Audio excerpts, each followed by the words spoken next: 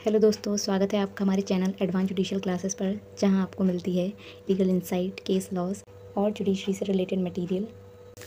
तो एक ऐसा ही इम्पॉर्टेंट टॉपिक आज मैं इस वीडियो में लेकर आई हूं आपके लिए, जो है arrest of a judicial officer.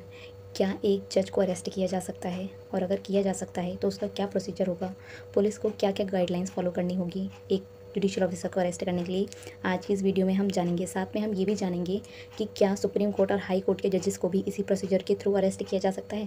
तो चलिए दोस्तों, बिना देरी के स्टार्ट करते हैं आज की video. Supreme court of India ने एक landmark case Delhi judicial service association versus state of Gujarat 1991, इस केस में कुछ स्पेसिफिक गाइडलाइंस दी थी जो कि एक पुलिस ऑफिसर को एक जुडिशियल ऑफिसर को अरेस्ट करते समय फॉलो करना बहुत ही ज़रूरी है। ये गाइडलाइंस ये इंश्योर करती हैं कि पुलिस जब भी किसी जुडिशियल ऑफिसर को अरेस्ट करती है तो उसके साथ डिग्निफाइड ट्रीटमेंट किया जाए, उसके साथ कोई भी हरासमेंट ना की जाए। सुप्रीम कोर्ट ने बोला था कि जब भी किसी जुडिशियल ऑफिसर को अरेस्ट किया जाता है तो डिस्ट्रिक्ट जज या हाई कोर्ट के जज को इन्फॉर्म करना ज़रूरी है, उनको इंटीमेशन देना ज़रूरी है अरेस्ट के बारे में।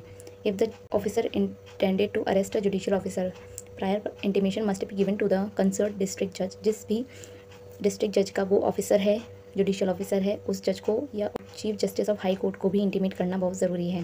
Arrest only in exceptional circumstances, जब भी कोई एक्सेप्शनल सर्कमस्टांसेस हो, कोई ऐसी परिस्थितियाँ हों जिसमें अरेस्ट के सिवा कोई और उपाय ना रह जाए, तभी जुडिशियल ऑफिसर को अरेस्ट किया जा सकता है, और अदरवाइज़ उसे अरेस्ट नहीं किया जा सकता।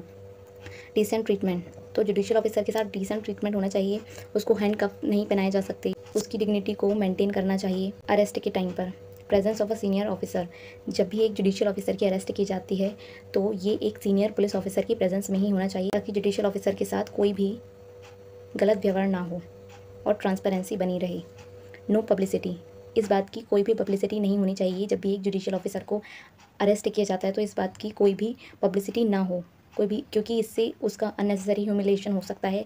अगर उस पर वो झूठा इल्ज़ाम लगाया गया है तो उसकी डिग्निटी पर भी बात आ सकती है, इसलिए इस बात की पब्लिसिटी नहीं होनी चाहिए।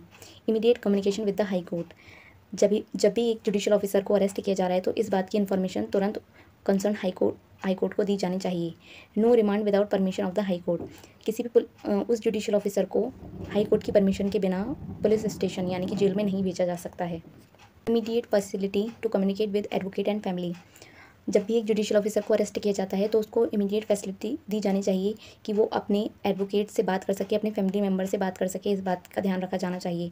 No statement should be recorded, no statement of judicial officer who is under arrest should be recorded, nor any panchnama be drawn, कोई भी स्टेटमेंट रिकॉर्ड नहीं किया जाना चाहिए, कोई भी पंचनामा नहीं बनाना चाहिए। नॉर एनी मेडिकल टेस्ट भी कंडक्टेड, और ना ही कोई मेडिकल टेस्ट किया जाना चाहिए except in the presence of the legal advisor of the judicial officer. अगर उस जुडिशियल ऑफिसर का लीगल एडवाइज़र नहीं है तो उसका रिकॉर्ड नहीं किया जाना चाहिए, पंचनामा भी नहीं बनाना चाहिए, और मेडिकल टेस्ट भी कंडक्ट नहीं होने चाहिए। तो अब हम बात करते हैं कि क्या सेम ये गाइडलाइन हाई कोर्ट और सुप्रीम कोर्ट के जजेस पर भी अप्लाई करती हैं। तो नहीं, ये गाइडलाइन हाई कोर्ट और सुप्रीम कोर्ट के जजेस पर अप्लाई नहीं करती। क्यों? क्योंकि वो एक कॉन्स्टिट्यूशनल अथॉरिटी हैं, मतलब उनको कॉन्स्टिट्यूशन के अंडर बनाया गया है, तो उनको नॉर्मली उनको गिरफ्तार नहीं किया जा सकता। उनको कॉन्स्टिट्यूशन ने बहुत सारे सेफगार्ड्स प्रोवाइड किए हैं।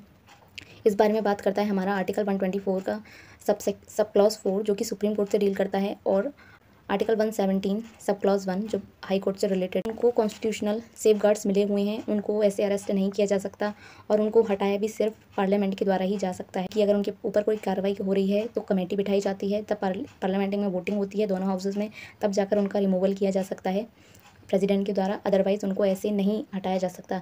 सेम उनको ऐसे अरेस्ट भी नहीं किया जा सकता क्योंकि वो हाईएस्ट कॉन्स्टिट्यूशनल अथॉरिटीज़ हैं। और साथ ही में ये गाइडलाइन सुप्रीम कोर्ट के द्वारा इसलिए दी गई ताकि लोगों का जुडिशरी से विश्वास ना उठे, उनकी इंडिपेंडेंस पर भरोसा रहे। इसी वजह से सुप्रीम कोर्ट ने इस लैंडमार्क केस में ये गाइडलाइंस दी थी।